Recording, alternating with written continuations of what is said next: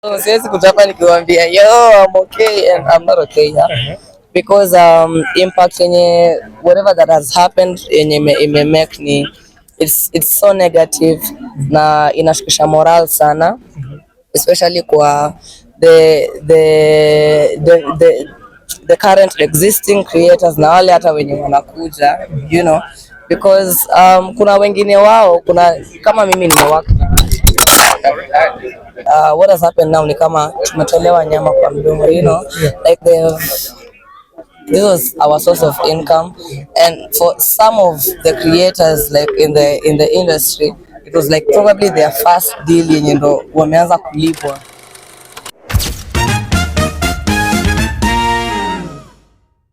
So hii inafikisha moral sana because influencers kazi yao ni influence and those are the jobs they do, you know. So I feel kitu imekuja abrupt sana na imetupata ghafla binvu, ile design yenye probably wangetupea warning ama watuambie we change something alafu ishindikane, like if we are to change whatever we are supposed to change and then so we ban the whole thing, right? Because I think if this thing is, if you can advertise on TV, on billboards, then what's wrong with social media?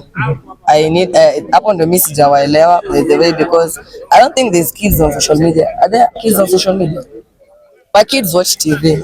Kids can watch billboards even when they're, you know.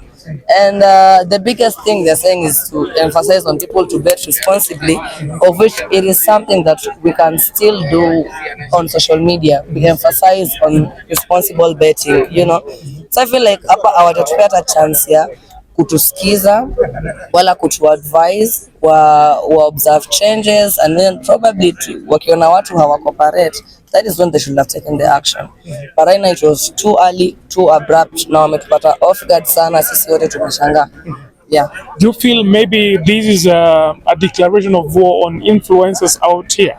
Kind of seems like it to me, because how do you just wake up and just decide something like that? They had banned the whole thing for like a whole month, you know, and from there we were expecting like communication to be given like new rules, new regulations. You guys should observe this and that, you know, but we never got that. The next thing we got was like a public notice. Papa. And were you involved in the discussion? Maybe kama kulikuwa na board meeting? Never, there was never a board meeting. There was hakukuwa hata labda kutu involve on social media tu Twitter ama nini. There was never that. Oh, X, I mean, there was never that. Like, it was a conversation between the board in the government, and they never even involved.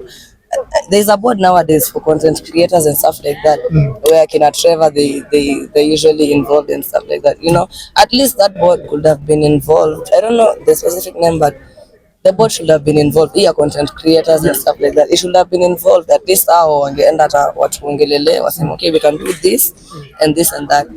But I think ni watu wenye hawako affected na hii shit, na watoto wao na watoto wao pia si ma content creators probably, so they can never understand what it takes to even get a deal from a corporate company wanting you to work with them. They don't know what it takes. So some of us we try so hard to brand ourselves to attract these deals, and then the next thing it's nowhere to be seen. So it's really not cool, and I think they should have involved us from the beginning, and even after today, whatever decision they take, they should still involve us. And wakati tunazungumzia kuhusu gambling or rather betting, what are the positive maybe impact in your life ambazo umezipata from, you know, advertising gambling? I get paid to advertise gambling, and myself sometimes I gamble too, you know, just that I do it responsibly. So this was the biggest impact I had. Was like, this was one of the biggest source of income. I was a brand ambassador yo. So right now hiyo mshahara yote lazima sasa nianze kufikiria venye nita cover up, you know.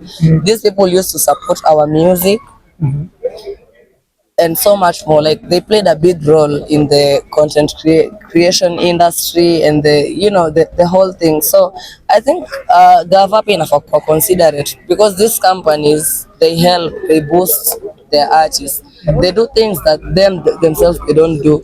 Mi sasa nakwambia gava sahi, so guys, naombeni mfanye product placement kwa video yangu, and then you know they can't sponsor videos, they can't do these people, we work with them in those terms, and it's the field is very broad of how we can work together. So